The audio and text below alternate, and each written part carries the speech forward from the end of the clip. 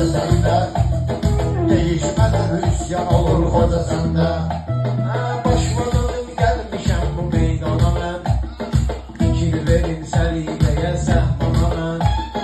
Bir saatdır elə deyirəm meyxana mən.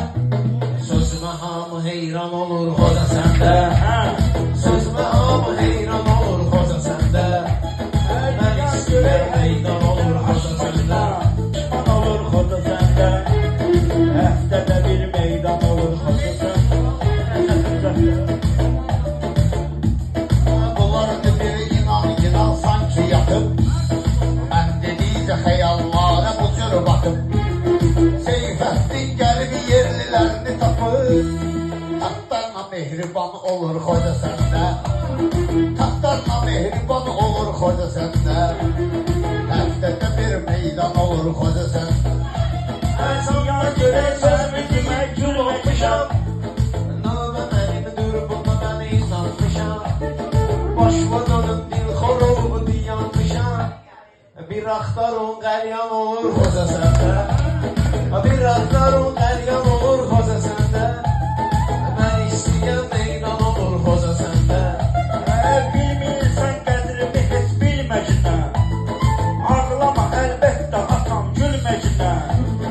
Burada çatı tanışıqa qaş bölməcinə. Mehriban hər insan olur hoca səndə. Mehriban hər insan olur hoca səndə. Həftədə bir meydan olur hoca səndə. Bu şakanın bir dənə elə təsvirini, xasmarsı eyləyəcək tədbirini. Görürsən ki bu Sumqayıt şairini, elə sürürəm madyan olur hoca səndə. Elə sürürəm madyan olur hoca Başına səndə. sənət alimi gəlmişik. Meyxana məclisinə daimi gəlmişik. Biz Qubadan sənlə dost kimi gəlmişik. Nöçünməklə düşman olur hoca səndə. Nöçünməklə düşman olur hoca səndə. Biz istəyən meydan olur hoca səndə. Getmə bu uçurumdur çalış getmə.